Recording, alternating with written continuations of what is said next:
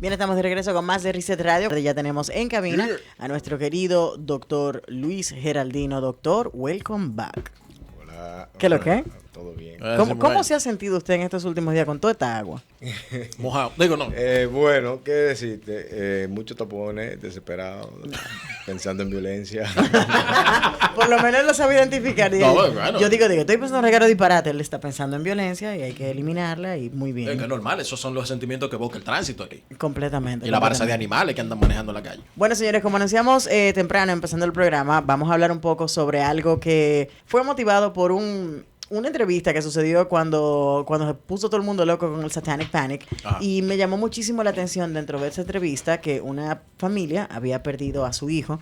Él se quitó su propia vida y ellos estaban directamente culpando a su pasión de jugar Dungeons and Dragons y de tomarse muy en serio los roles que se le asignaban. Y eso comenzó una cacería de brujas alrededor de todo el tema de la magia, de ese juego de mesa y de otras cosas. Todos los muñequitos, todo lo que tenía magia o una espada fue acusado de muchísimas cosas. Pero en la entrevista de esa familia me llamó mucho la atención que la hija en la entrevista dijo, no, en algún momento mi hermano me amenazó mientras acababa de terminar de jugar, me dijo que me quería matar. Oh, wow. Y a su familia no se le ocurrió pensar que ese joven estaba un poquito trastornado, pero ellos tenían que buscarle la culpa a otra cosa que no fuera su propia. Entonces yo pienso que esos son comportamientos muy tóxicos de unos padres que no pueden reconocer que ellos también tienen culpa en el problema. Bueno, realmente analizar todo ese periodo involucra el tener que observar la psicología desde un lugar muy interesante. ¿Por qué? Porque, a ver, no solamente fue un movimiento que se nutrió mucho de los medios de comunicación, porque todo el mundo quería hablar de este tema, de los ritos satánicos, de las sectas satánicas. Uh-huh. Tú tenías especialistas en temas satánicos que daban conferencias, incluso hasta los trabajadores sociales recibían entrenamiento. Wow.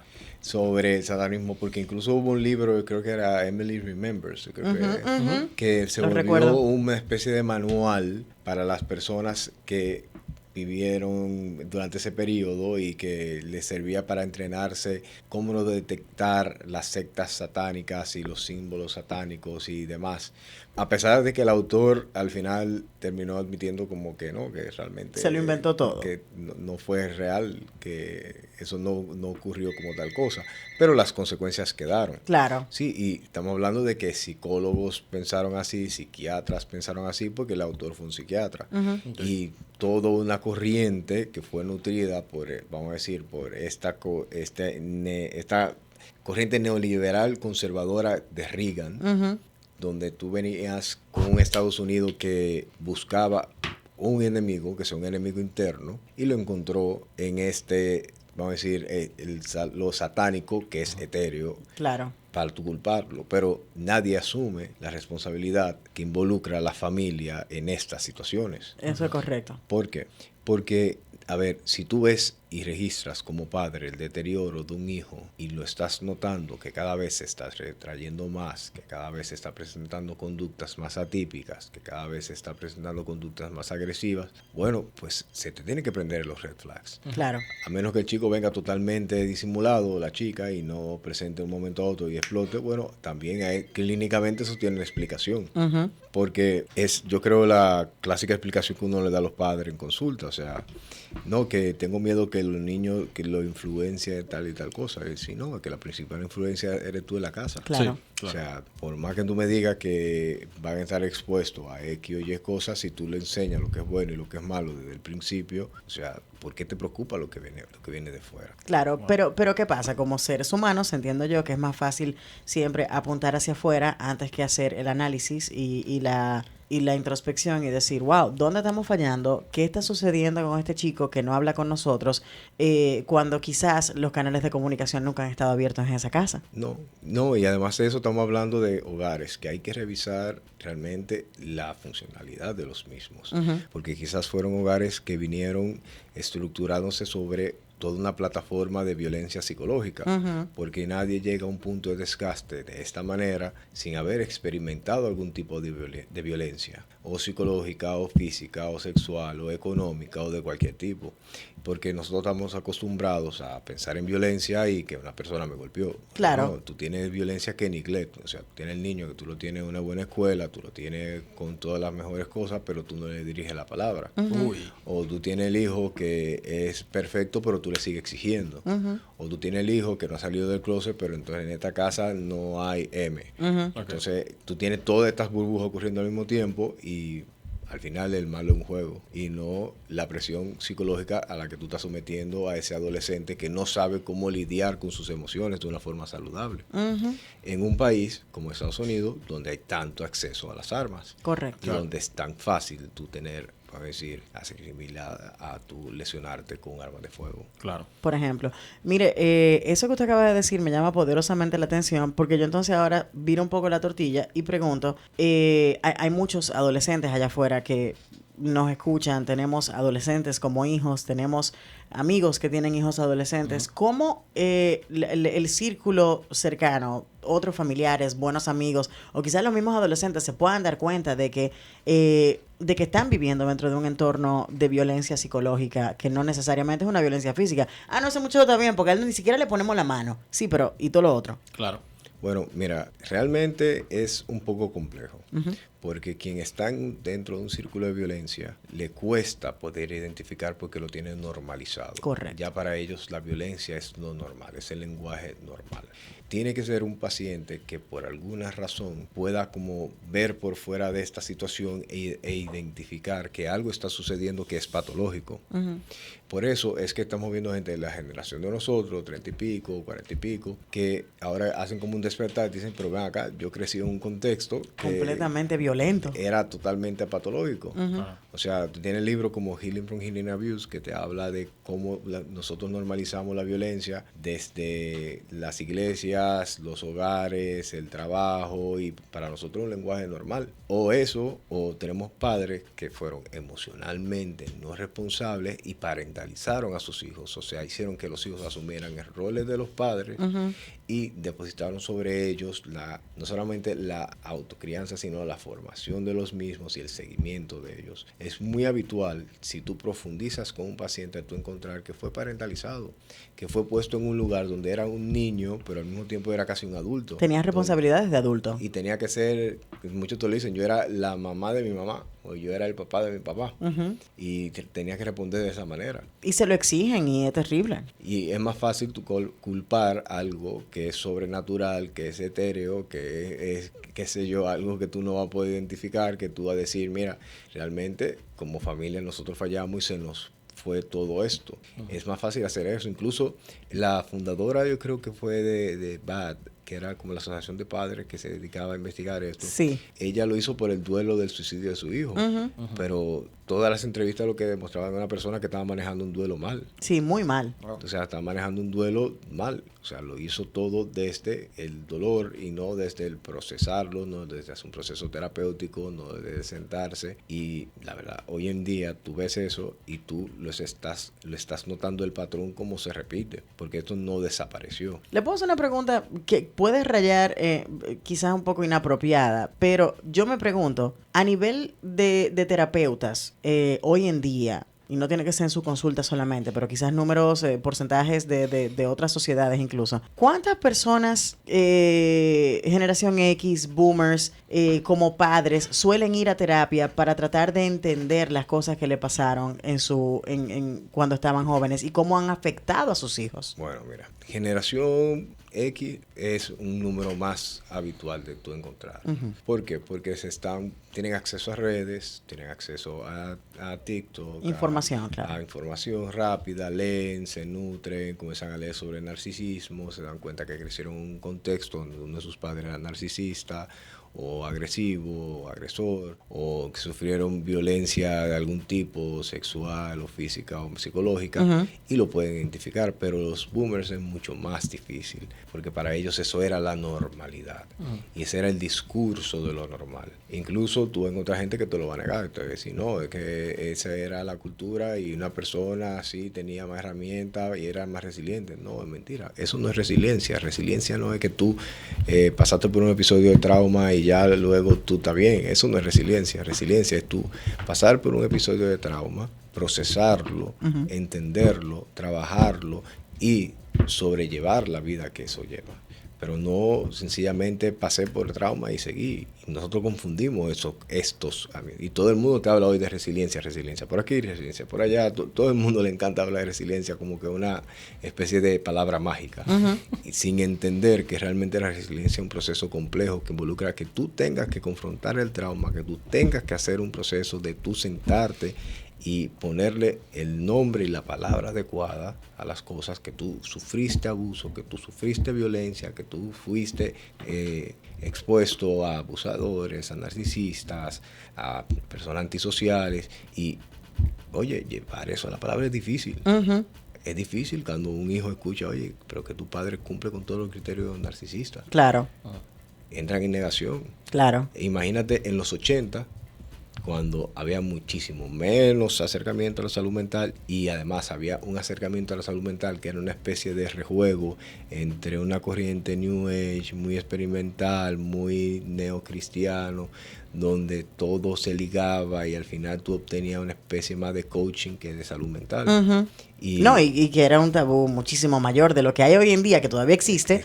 Anteriormente era, o sea, la forma de sanar a la gente de sus traumas era, llévalo a la iglesia y vamos a orarle a esta persona para que Dios le dé el entendimiento de las cosas que no puede entender y lo sane. O sea, no había un proceso de verdaderamente tú identificar emociones, saber lo que te está pasando, trabajar, ir haciendo ejercicios para encontrar una mejoría. Eso no existía. No existía para nada. Incluso muchas de las corrientes que hoy sabemos que son muy útiles, que por ejemplo la terapia dialéctica conductual que tú puedes utilizar en trastorno límite de personalidad, que son muchos pacientes que han sufrido trauma, en esa época no estaban ni siquiera en pañales. No estaban casi ni diagnosticados. O sea, y esos eran pacientes que te lo diagnosticaban como un antisocial, un paciente resistente, un paciente confrontativo. Difícil, y te lo internaban y duraban 6 meses internos, pero el paciente nunca hizo un día de terapia, nunca se sentó a entender que la razón por la que yo soy tan reactivo con mi familia es que, bueno, que a mí me obligan a sentarme a hablar con mi tío que durante años me tocó. Claro, por supuesto. Sí, y eso es muy común en estas sociedades, lamentablemente. Wow, es un tema interesante, complejo y sobre todo... Es un programa entero. Un programa entero, sí, pero lo que buscamos justamente es que la gente vaya identificando esos pequeños patrones y que como adulto, ya quizás padre de algunos niños, se den cuenta de que uno como padre a veces repite los patrones de crianza que uno tuvo y tiene que ir ajustando y dándose cuenta de dónde está fallando, cómo se puede mejorar, y si está pasando por una situación difícil con sus hijos, identificar, quizás el problema soy yo, y quizás entonces tocar la puerta del centro, acercarse a un terapeuta y empezar a trabajar en estas cosas. Sí, yo creo que lo principal es saber que nosotros no podemos educar hijos del siglo XXI con herramientas de 1990. Imposible. O sea, como nos educaron a nosotros, es imposible educar a nuestros hijos. O sea, la realidad es diametralmente opuesta. O sea, nosotros no tuvimos contacto con redes sociales, nosotros tuvimos contacto con este aparatito que 24 horas al día nos está dando información, donde toda nuestra vida privada está expuesta a todo el mundo, y además donde el nivel de acoso es tan complejo que puede llevar a situaciones que son muy difíciles. Pero hay pautas que uno puede seguir. Hay pautas, por ejemplo, el aumento en la ansiedad en los chicos, el tener temas con su percepción personal, cómo se perciben las autolesiones, y las autolesiones no son las clásicas, como mencionamos en un punto, que no es que tú siempre te vas a cortar, y autolesiones que son que golpeo las paredes, que me jalo el pelo, que me muerdo, que comes en exceso, que como en exceso, que no como nada, exacto, que me expongo a situaciones que son estresantes.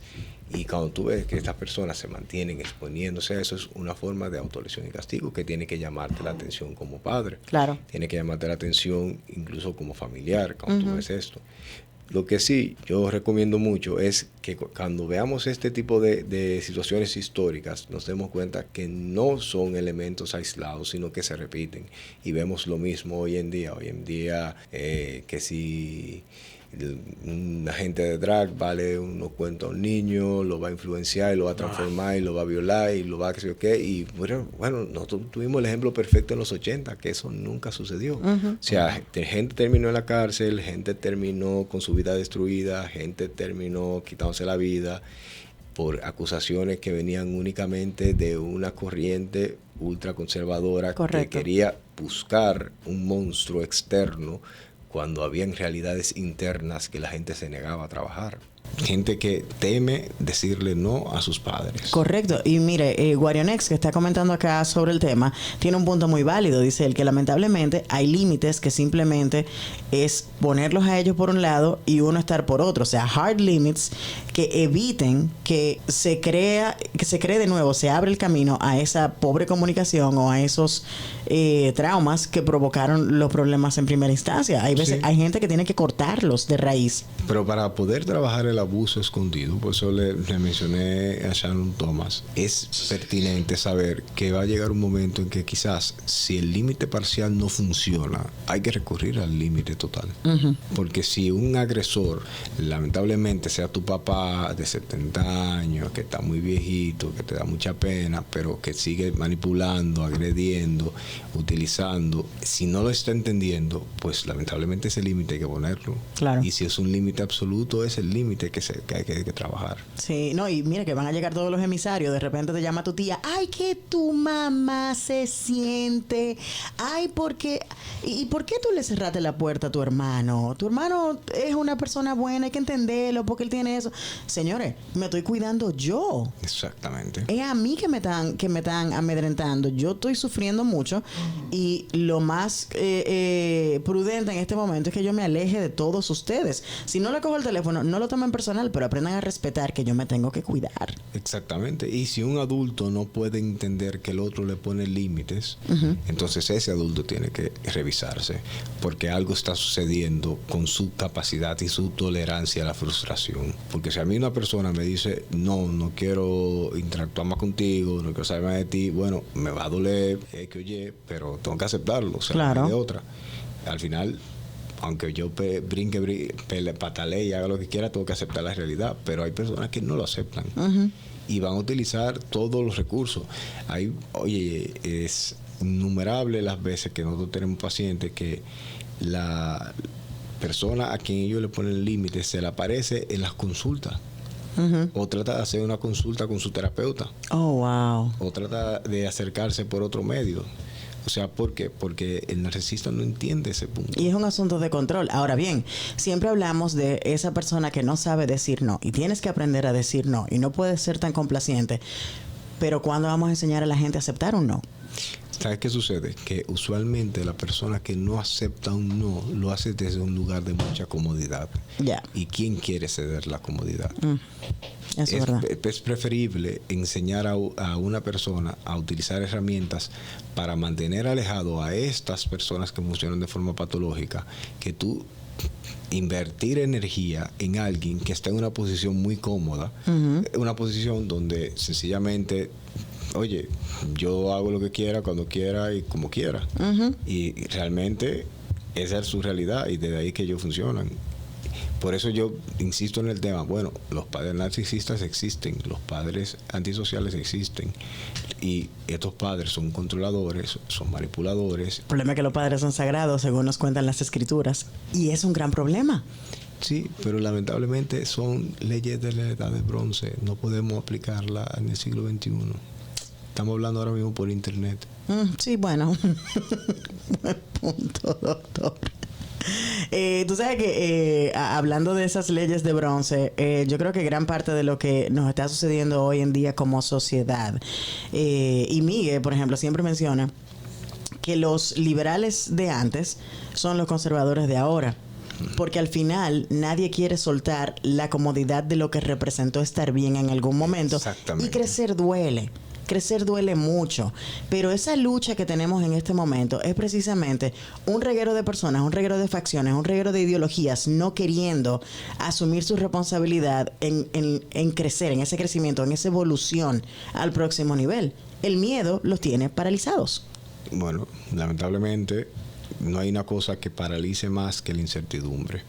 Y para todas estas generaciones, todo lo nuevo, lo que representan los jóvenes, la cultura que se va desarrollando es algo que le genera incertidumbre. Uh-huh. ¿Por qué? Porque quizás en el pasado la transición era un poco más lenta, porque no había esta hiperconectividad.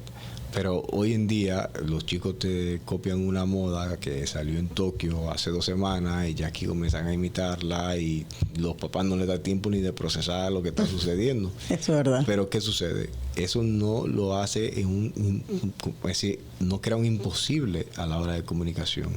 Más bien crea un espacio a que sí se pueda llevar una conversación y decir, ok, pues enséñame cómo funciona esto. O sea, quiero entenderte. ¿Hay mucha resistencia a los jóvenes? Sí, hay mucha resistencia a los jóvenes. Sí. ¿Por qué? Porque lamentablemente no siempre las reacciones son las mejores. Las reacciones tienden a ser o de control, o tienden a ser autoritarias, o tienden a ser yo soy la ley, yo soy mamá o papá, y las cosas son de mi manera. Pero a una generación que literalmente se le educó con libertad en lo que es acceso a información, acceso a 20,000 cosas. O sea, nosotros no podemos decirle un no absoluto. No tiene sentido. No, porque van a salir a buscar la información. Y aunque se puedan encontrar con 3 informaciones erróneas, van a encontrar la información correcta. Exactamente. Y la verdad que hay poco funciona ese tipo de manipulación. Dice Guarionex que los dogmas han hecho un daño terrible, que hay mucha manipulación en eso, e ir en contra de eso que también es terrible. En una sociedad muy temerosa como la nuestra, Luis Rodríguez, por el otro lado, dice que cuando a él le daba mucha ansiedad, él se ponía a rezar un salmo, respetando siempre la creencia de cada persona, pero son cosas que pasan y es la realidad. O sea, sí. La religión también servía como un aliciente, como una manera de calmarte, porque volvemos a creer en algo superior a nosotros. Y la religión es un mecanismo que ayuda a regular mucho en la respuesta de estrés. Completamente. ¿Por qué? Porque, a ver, la religión es un ejercicio de mindfulness que te ayuda a relajarte, te ayuda a sentirte más con una respiración controlada, no te sientes tan exaltado. Cerrar los ojos. Puedes entregarte al momento y no abrazarte a una emoción, una sensación. O sea, la religión no es mala per se. Ahí es donde radica la gente, porque piensan que inmediatamente uno habla de que esto o aquello no funciona, significa que la religión es mala. Uh-huh. No, lo que significa es que hay estructuras que dejan de ser funcionales en el tiempo. Correcto. Porque si nos ponemos a tratar de utilizar el lenguaje y las normas y las leyes de hace 3,000, 4,000 años en el día de hoy, yo creo que ninguno estuviéramos sentados acá. Absolutamente. Entonces, yo creo que ahí es donde uno tiene que saber que la espiritualidad de una persona no tiene que ver necesariamente con el baño religioso que se le suele dar. Uh-huh. Porque lo que vimos con este frenesí loco de los 80 fue precisamente empujado por toda una marejada mediática y religiosa, sí, donde mucha gente sacó provecho económico. No, pero eso le iba a decir. Ahorita cuando estábamos al aire no lo tocamos, pero es la realidad. Yo le comentaba también a Lewis antes de que empezáramos a conversar que todo esto venía desde los 60, entre Charles Manson y su secta y películas como El Exorcista, Rosemary's Baby, The Omen, que hubo una corriente donde hubo un bombardeo de todas estas, digamos que ideas alrededor de lo sobrenatural y sobre todo de las cosas que tenían que ver con Satanás. Pero entonces se junta precisamente con este frenesí masivo, como bien usted dice, pero por el otro lado estábamos capitalizando con gente que era moralmente sumamente corrupta. los Jimmy Swaggarts, los Club 700, la pobre Tammy Faye Baker, que la tengo colgada del alma, y eran personas que estaban manipulándote con la religión, haciéndote rico, mientras tenían no una, no dos, 3 y 4 vidas a escondidas, siendo personas que te exigían a ti ser una persona con un nivel de moralidad impecable frente a los ojos de Dios, pero ellos estaban teniendo todas las peores conductas de un ser humano. Y lamentablemente eso se repite, lo volvemos a ver hoy en día, no solamente con el tema de la religión, lo vemos con el tema de la política. O sea, ¿cuántos políticos no tenemos que son ultraconservadores y que, o sea, es un país de 10 millones de habitantes, donde la mayoría de las personas que viven en Santo Domingo conocen la vida de la mitad de la otra? O sea, nosotros conocemos la vida de la gente y por más conservador que tú seas, te sabemos, sabemos cuáles son tus cartas.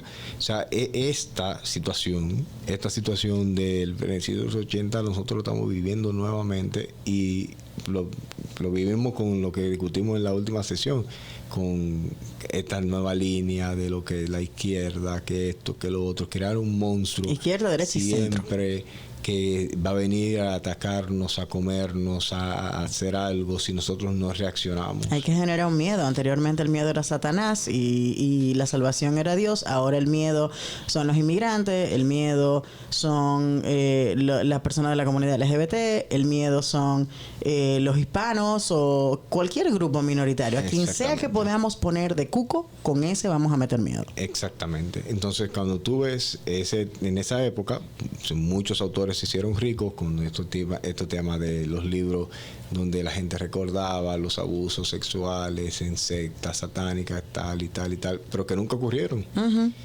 Que nunca ocurrieron.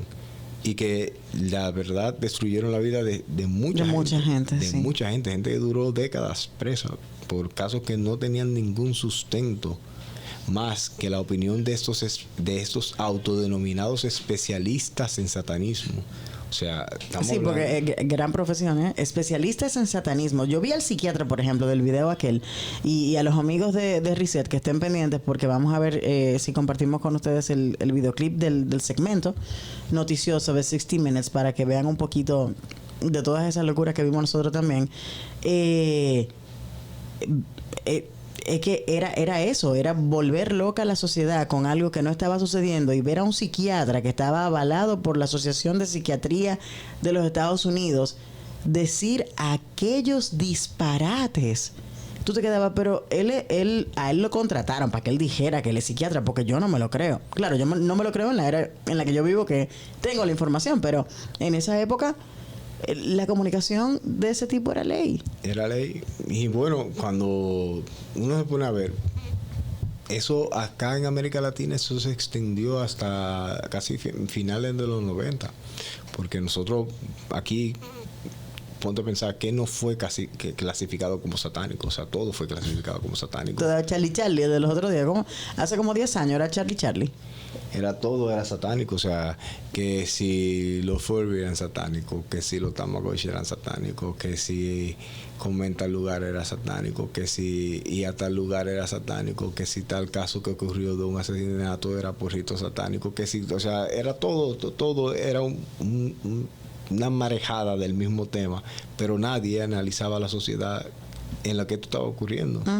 Nadie se sentó a decir, ok, ¿qué sociedad es esta que necesita continuar buscando estos monstruos invisibles como en la Edad Media, para no sentarse 2 minutos a analizar qué es lo que sucede con ellos? Claro, aquí está mencionando prácticamente la terapia de conversión también, que todavía en este país se usan esos asuntos, y fuimos señalados por la comunidad internacional precisamente por tener centros en lo que te querían sacar la homosexualidad a palos cristianos, ¿entiendes? O sea, el Jesus Camp y todas esas cosas que se han puesto de moda en Estados Unidos en los últimos 30 años y que todavía siguen sucediendo. Pero entonces, que todavía te llegan a consultas, gente que estuvieron, o sea, previo a ti, tuvieron en consulta con alguien que le estaba haciendo terapia de conversión. Wow. O sea, la mal llamada terapia de conversión, porque tú no estás convirtiendo nada. O sea, eso es sencillamente tú torturas a una persona. Pues tal vez terapia de conversión al cristianismo. Bueno, que es, quizás, pero, o sea, te llegan y tú te sorprendes porque tú dices, bueno, te están adoctrinando, pero yo no veo un proceso terapéutico, no hay una estructura terapéutica.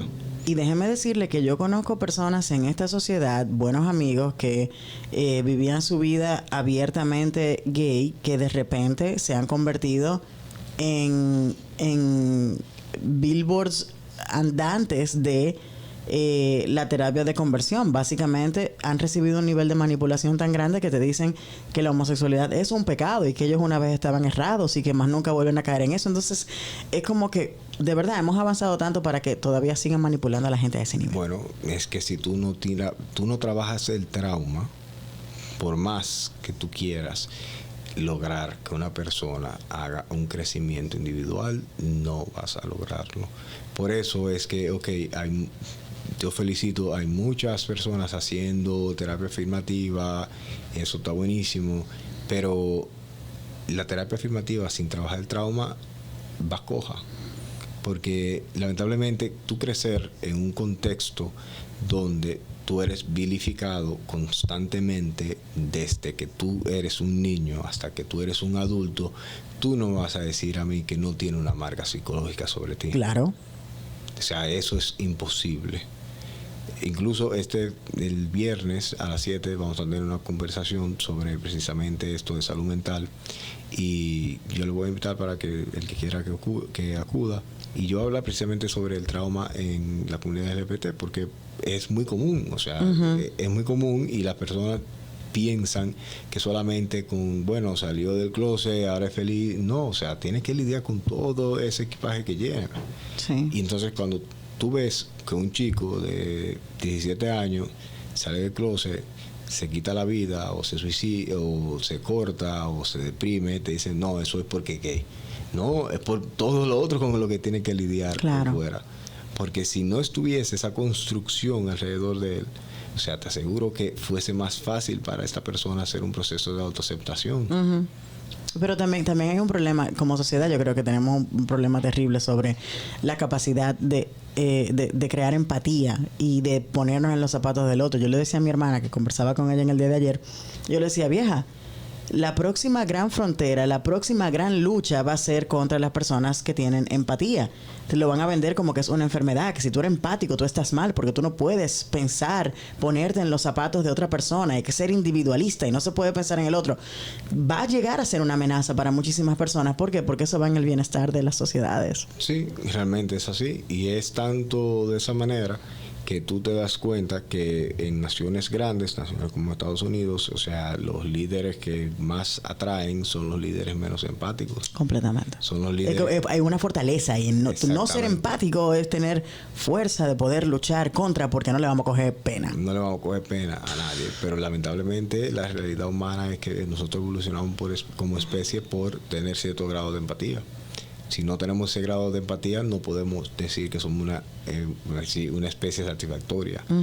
El tema con todo eso de el frenesí y los padres no ver, etcétera, lo que más llama la atención es cómo la realidad, o sea, los medios se enfocaron tanto en crear un espectáculo que olvidaron por alto la salud mental de todas las personas que fueron víctimas de, o sea, todos los que se suicidaron, todos los chicos que estuvieron expuestos a, o sea, es increíble. Es que lo usaron como el key selling point también. Exactamente. Eso era lo que vendían. Exactamente. Eso le generaba cierta simpatía, porque lograr generar simpatía no necesariamente es lo mejor, pero es lo que la gente busca cuando victimiza una y otra vez situaciones en su vida. Sí, sí. Y entonces eso fue lo que hicieron. Salieron a vender su miseria, su tragedia. Y bueno, lo que más me sorprende es que casi 40 años después todavía hay personas que lo creen. Sí, sí. Todavía hay personas que creen que todo eso fue real, que todo eso ocurrió. O sea, todavía hay personas que te dicen que Dungeons and Dragons es un juego satánico. Todavía hay personas que te dicen que, qué sé yo, que He-Man es un juego satánico, que qué sé yo, hasta El Señor de los Anillos. El Señor de los Anillos fue un libro satánico cuando fue escrito por un católico furibundo. O sea, y está más lleno de simbología católica que yo creo que nada. Cualquier otro libro de la fantasía jamás escrito. Y esa es la realidad. Pero a veces es mejor conformarnos con nuestra idea del mundo, que es lo que está pasando actualmente. Exactamente. Nosotros preferimos tener una realidad de ojos cerrados a tener que aceptar lo que nos rodea y ver que no es necesariamente de nuestro agrado, pero eso no significa que sea malo. En vez de comfort food, comfort life. Sí. Sí, así mismo, así como tú le estás diciendo. Nosotros, incluso lo vemos mucho en los medios, tenemos esta cultura de dame lo que yo quiero, que me entretenga, pero no quiero la verdad. Y no quiero hacer el análisis tampoco. No, yo quiero que tú hagas el análisis por mí. Ajá. Yo quiero que tú hagas... Por eso que comentábamos que se venden tanto estos cerebritos, estos pensadorcitos, estos... ¿Por qué? Porque, bueno, él está haciendo el ejercicio que yo debería hacer. Claro, y estoy de acuerdo con él, porque él hizo el ejercicio. Yo no hice el ejercicio, pero quizás si tú haces el ejercicio, te das cuenta de que lo que él está diciendo es un disparate. Es un disparate que no aplica a la realidad. No aplica a la realidad ni de tu país, ni de tu cultura, ni de tu sociedad. No aplica a la realidad tuya como sujeto. Definitivamente. Y, bueno, la verdad... El trauma, nosotros lo pasamos mucho por alto. El trauma aquí en salud mental es, yo creo, un elemento central. Y si fíjate que yo insisto mucho, es porque trabajo en esa área y nosotros la pasamos por alto. O sea, le damos para allá y sencillamente queremos, controlar el síntoma y ya, y se acabó. Y que el paciente siga. Pero que siga a costa de qué. A costa de que en 5 años va a reaparecer esto, a costa de que vas a continuar repitiendo el mismo patrón, a costa de que va a continuar las mismas conductas de violencia hacia otros. Eso no es salud mental. Absolutamente. Es una curita por un tiempo limitado. Exactamente. Doctor, vamos a repetir entonces, antes de despedir esta conversación con usted, lo del taller del viernes que usted va a tener este viernes. Bueno, sí, es un taller que están organizando, no sé si la conocen, a Marsan, que es una activista aquí en Santo Domingo, y va a ser a las 7 de la noche, y lo voy a decir ahora, porque mi memoria no es la mejor. No se preocupe, eso pasa mucho. Técnicamente es todo lo contrario. Usted no es el único, no se apure. El viernes a las 7 de la noche aquí está. Ya.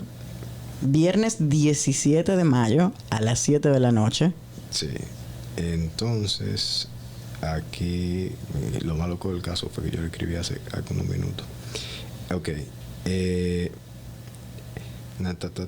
Tranquilo, cero estrés, que nadie nos está esperando y los muchachos están atentos. No, porque estaba diciendo que lo de la ubicación que no me ha mandado ahí, quizás se lo tengo que mandar a ustedes. No, también usted lo manda y nosotros lo compartimos con nuestros amigos oyentes, porque yo sé que hay muchísima gente que probablemente le interese asistir a este taller. Sí, yo creo que es importante porque, como tú dijiste, el próximo grupo que va a estar marginalizado va a ser la gente empática. Porque tú tener empatía se va a transformar en tú ser la piedra en el zapato de una sociedad que vende justamente todo lo contrario. 100%. Y es lamentable. Pero hay que estar preparado y hay que tener esa fortaleza mental para no caer frente a toda la manipulación que pueda llegar y verdaderamente entender que eso no nos hace menos. No. Al contrario, nos hace mejor. Y nos hace más fuertes. Correcto. Doctor, millón de gracias. No, gracias a ustedes siempre por la invitación. Me encanta venir aquí. Miren, a los receteros que andan por ahí, que están pidiendo más este tipo de temas, estamos en eso. Estamos trabajando para ustedes. Gracias por seguir con nosotros, por conectarse. Y nada, en una próxima conversación seguimos haciendo esta segunda hora de Reset. Exacto. Con el doctor Geraldino y algunas otras conversaciones más súper interesantes. Gracias, Miguel. Gracias, chicos. Gracias, doctor. Gracias. Bye, people. Bye.